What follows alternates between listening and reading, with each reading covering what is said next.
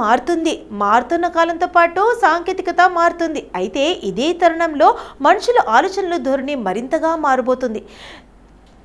దైనందిన వ్యవహారంలో విచిత్రమైన పోకడలు చోటు చేసుకుంటున్నాయి. అసలు ఇలాంటివి కూడా ఉంటాయా అనే విధమైన అలవాట్లు, పద్ధతులు, ప్రశ్నలు తలెత్తుతున్నాయి. తాజాగా ఇలాంటిది ఓ ట్రెండ్ వేగంగా విస్తరిస్తుంది. అదే స్లీపింగ్ డివోర్స్. విడాకుల గురించి అందరికీ తెలుసు. మరి ఈ నిద్ర విడాకులు ఏంటి అనేది కదా సందేహం. అయితే ఈ కథనంలోకి వెళ్ళి వద్దాం. ప్రస్తుతం సమాజంలో నిద్ర విషయంలో ఒక కొత్త ట్రెండ్ మొదలైంది. మనుషుల ఆలోచనల ధోరణి మారడంతో స్లీపింగ్ డివోర్స్ ఇప్పుడు కుటుంబాల్లో ఒక భాగంగా మారింది. అంటే నిద్ర విడాకులు అంటే మరేంటో కాదు. రాత్రిపూట నిద్రపోయే సమయంలో భార్యాభర్తలు విడివిడిగా వేరువేరు గదుల్లో పడుకొని ఎవరికి వారు హాయిగా నిద్రపోతారు. తెల్లవారిని లేచేసరికి తర్వాత మళ్ళీ ఇంట్లో కలిసి ఉంటారు. దీన్నే స్లీపింగ్ డివోర్స్ అంటారు.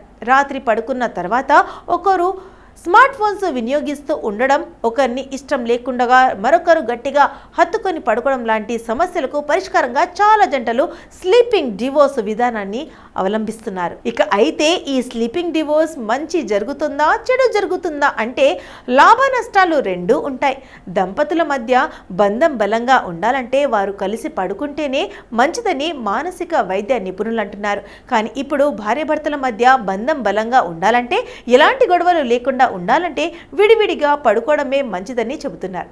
వివాహ బంధాన్ని కాపాడుకోవడానికే ఈ ట్రెండ్ ఫాలో అవుతున్నట్లు చెబుతున్నారు. ఎవరి వర్షన్ వారిదే. నిద్ర అసమానతలతో ఇద్దరు ఒకే చోట పడుకొని రోజు కీచులాడుకొని కంటే విడివిడిగా పడుకొని మిగతా సమయాలలో కలిసి ఉండటం ఉత్తమమని కొందరు చెబుతున్నారు. అయితే ఇలా భార్యాభర్తలు విడివిడిగా పడుకోవడం వల్ల వారి మధ్య బంధం బలహీనంగా మారుతుందని, ఒకరినొకరు అర్థం చేసుకునే స్వభావం తగ్గుతుందని కొందరు మానసిక వైద్య నిపుణులు చెబుతున్నారు. ఏది ఏమైనా స్లీపింగ్ డివోర్స్ విషయంలో ఎవరి వర్షన్ వాళ్ళది. ఎవరైనా సరే హాయిగా నిద్రపోవడమే ముఖ్యమని చెబుతూ ఉండడం గమనార్హం.